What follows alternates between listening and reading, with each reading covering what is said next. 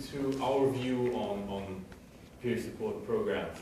And for those who don't know us, who's ECA, the European Cockpit Association. We've been created in 1991. We're the representative body of European pilots at the EU level. We're actually the European region of IFALPA, the International Federation of Airline Pilot Associations.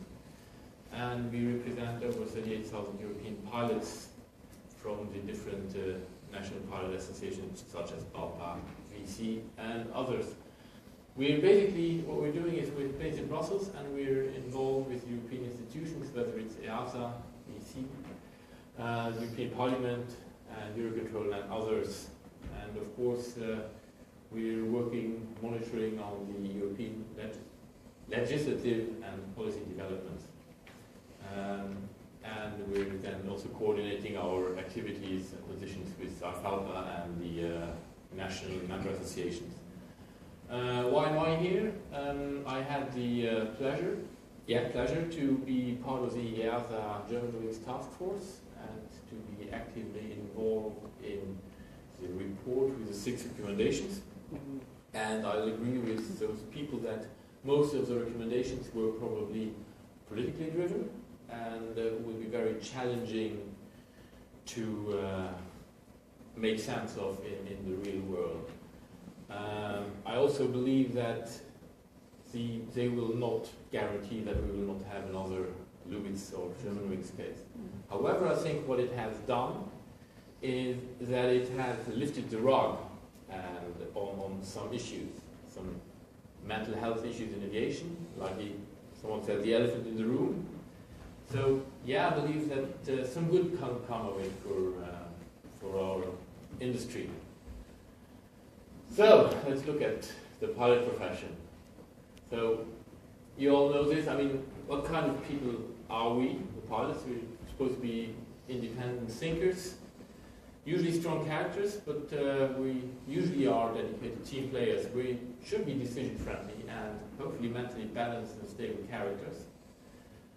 Strong professional links between individual pilots because we have shared values and lifestyles and experiences, and indeed you can go to any, I was saying bar, but let's say conference, and you'll meet fellow pilots and you immediately have a link and you'll get along usually pretty well. And we're usually highly skilled and trained and also highly motivated. We cannot walk on water, although I have some hazy memories of trying and failing.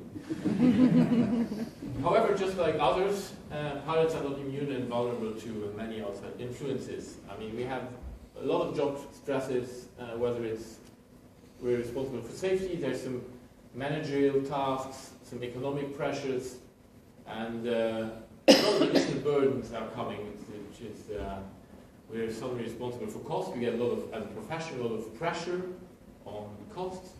There's new business and employment types, which might also tip the balance between the safety profession and the employer, and might make it difficult for some people to take safety-minded decisions in a certain economic environment. And we're more and more, and it's been discussed this morning, operate to the limits of legal provisions, meaning FDRs, flight data. And of course, we still have the common life stresses, whether it's financial, health, family, the kids, and all that. So why peer support?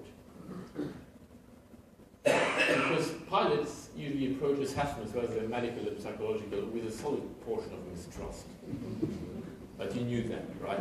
So we need to find something, well, they'll still be part of our life, and we accept that. But I think we still need some alternatives to round up the system. And what we found out is pilots are much more open with their issues towards peers than to outsiders. And it's, whether you're a pilot or whether you're an AME, you probably notice this, that if you're an AME, pilots are not going to talk much to you.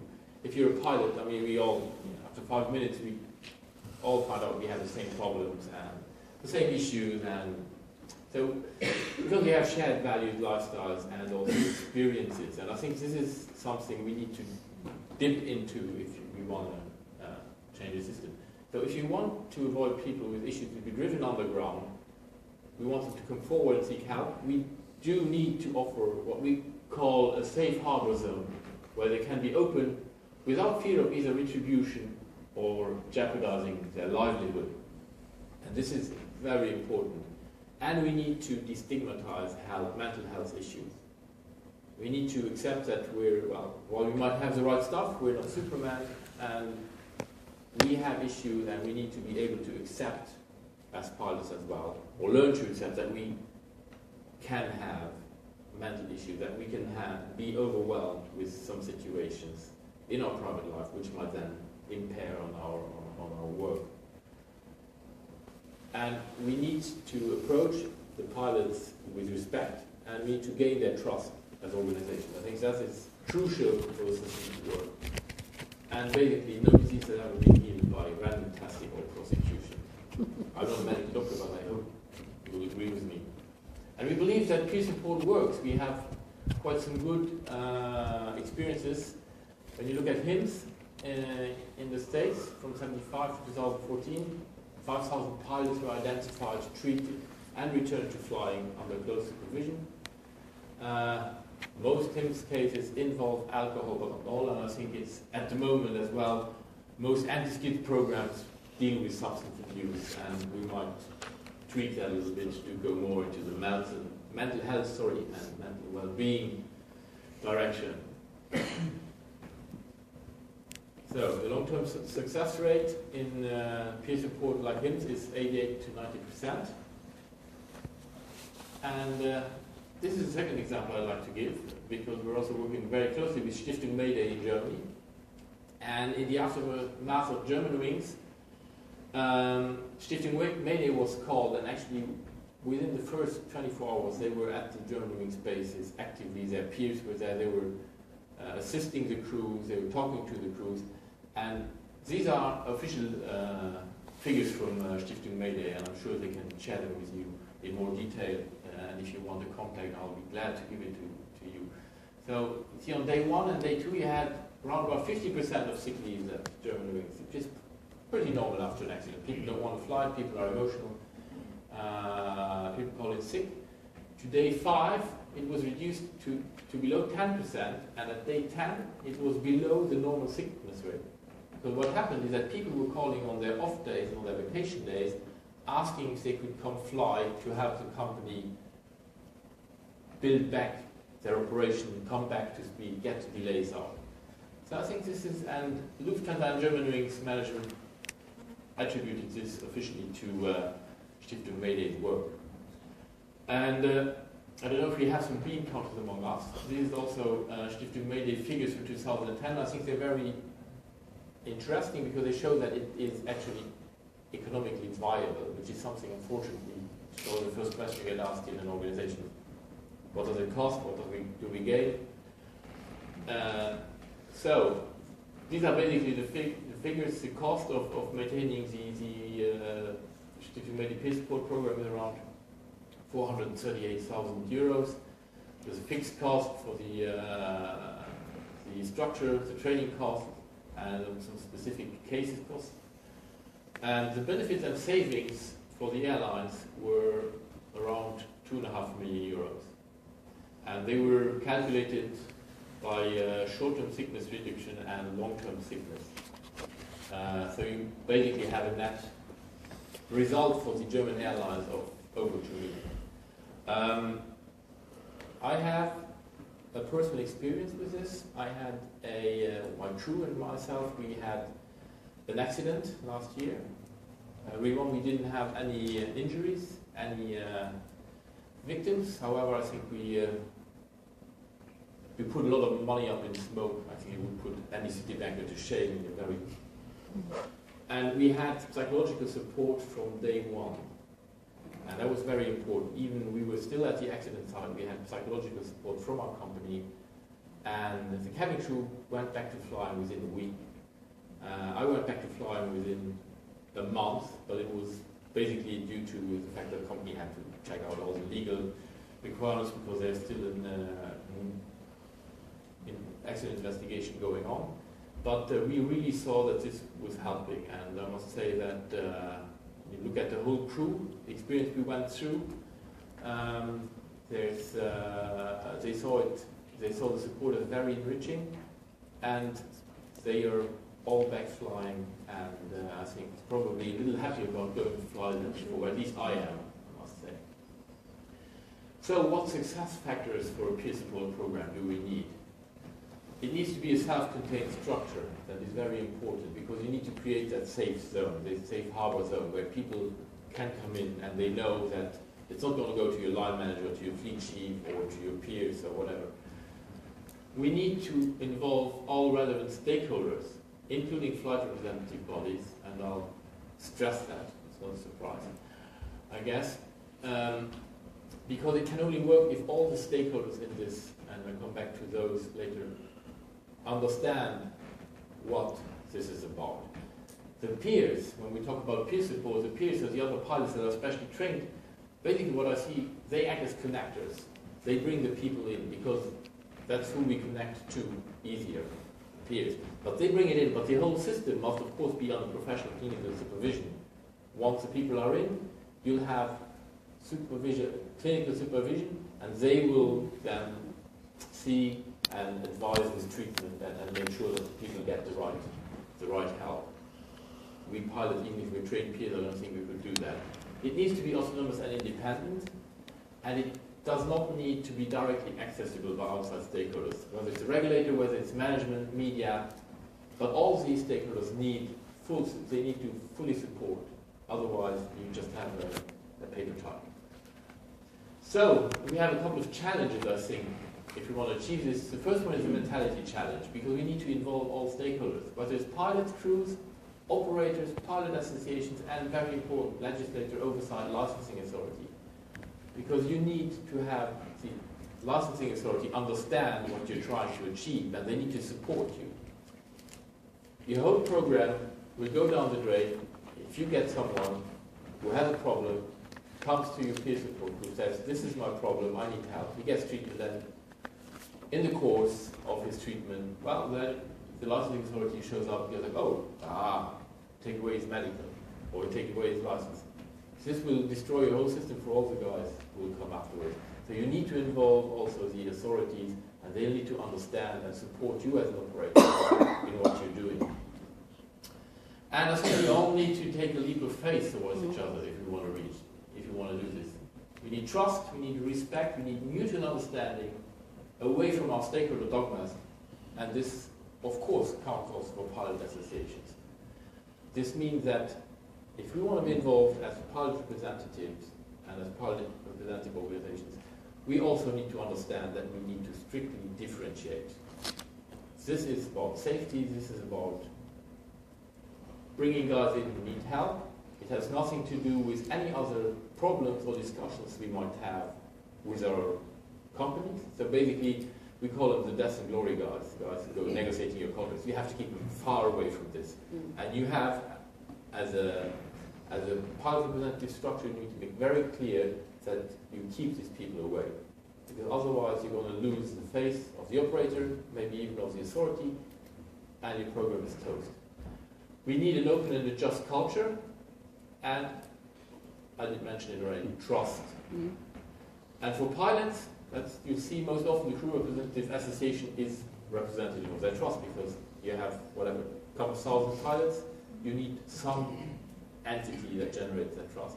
But it puts a lot of responsibility on the pilot association, and I know that at ECA we do try to stress this with our member associations, because we can only get it right one time.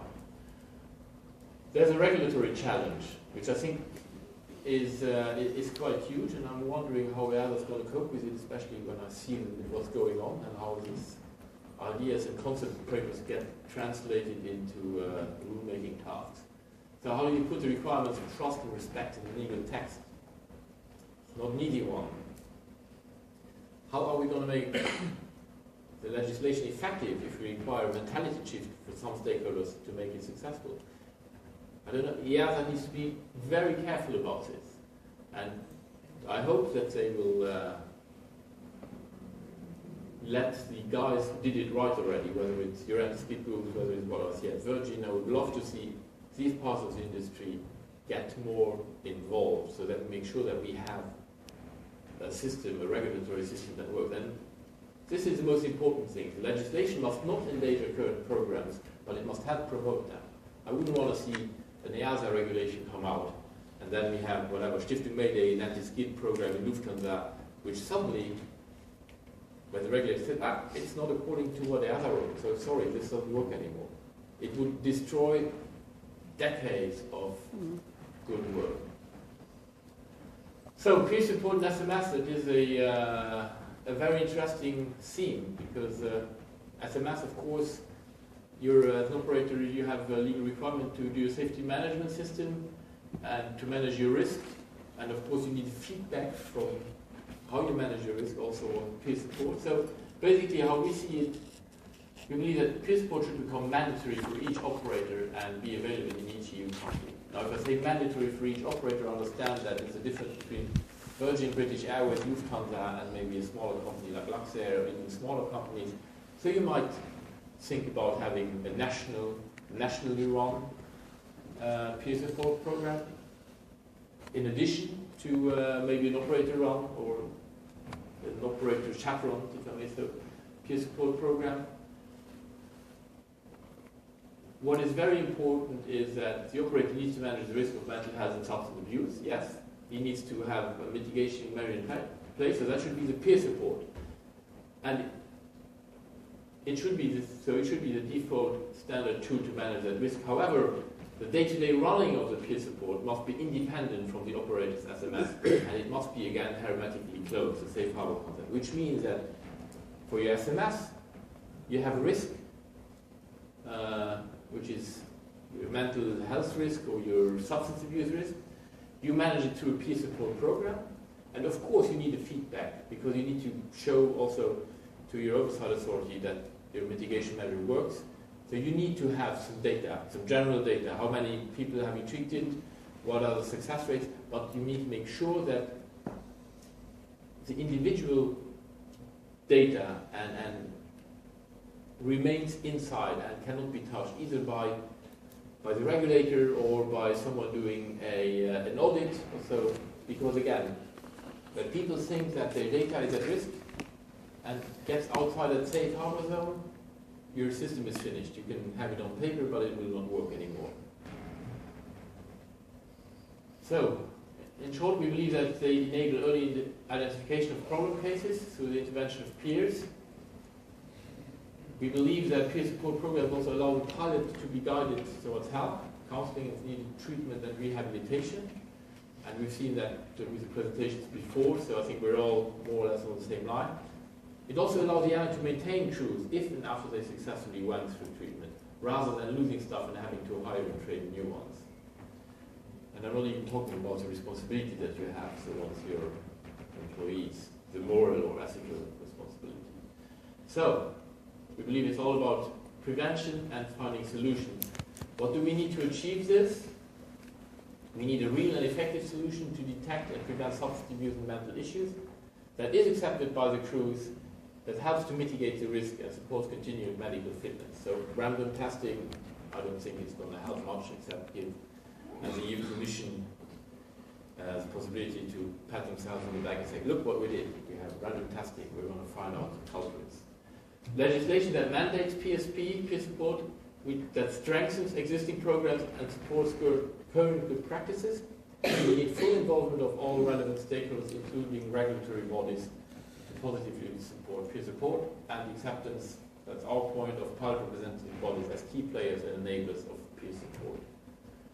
The way forward for us as ECA, we have started close cooperation between ECA and like-minded stakeholders.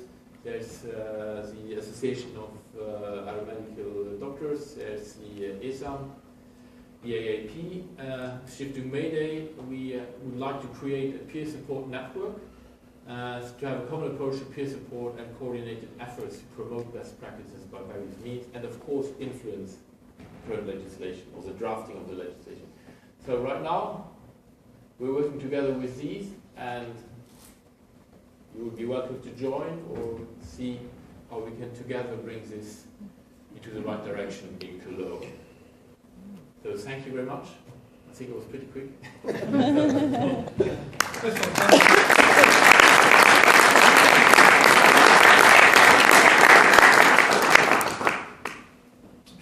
thing, we are now at lunchtime, having skipped the discussion period. If there are any pressing questions for Paul that you would like asked now, great. If not, I would like to suggest that people will view lunch as also the discussion point of view. I think in summary for me from this morning, what I'm seeing are components of a potential solution. If you look at the structural, if you like, the cultural approach that Virgin discussed, add in the clinical capability, along with the work around peer support and peer support training, I begin to see components of a solution which are grounded in existing best practice. What concerns me is something Paul touched upon, which is that that best practice solution, which has evolved through experience, is not lost in terms of coming into conflict with a top-down legislative knee-jerk reaction. And so the components, I think, are beginning to be here. I think one of the things that has been an issue this morning that's come up continuously is the detection of the problem with mental health. And certainly the last presentation today, providing we can get a link to the states working properly, offers another way of doing that, which is sits at the intersection of artificial intelligence and big data and a proven program in the US for tracking mental health states passively, continuously, and reasonably reliably. That can act as an early warning system to feed into the existing system. So in terms of where this conference has taken me today from when we started looking at it a year ago, I'm actually seeing some really positive developments within the industry, providing we can avoid, should we say, bureaucratic help. As the Americans say, hi, I'm from the federal government, I'm here to help. That usually raises a laugh in America.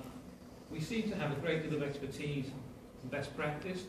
For me, based on this morning, how do we move that forward and disseminate it, bringing in lessons from people like Rollo from the Air Force who've got another perspective to create a positive mental health and well-being environment. We've got some more very interesting presentations this afternoon that will speak to that from a range of perspectives. So I think for me it's been a brilliant morning. Hopefully other people have had a similar experience.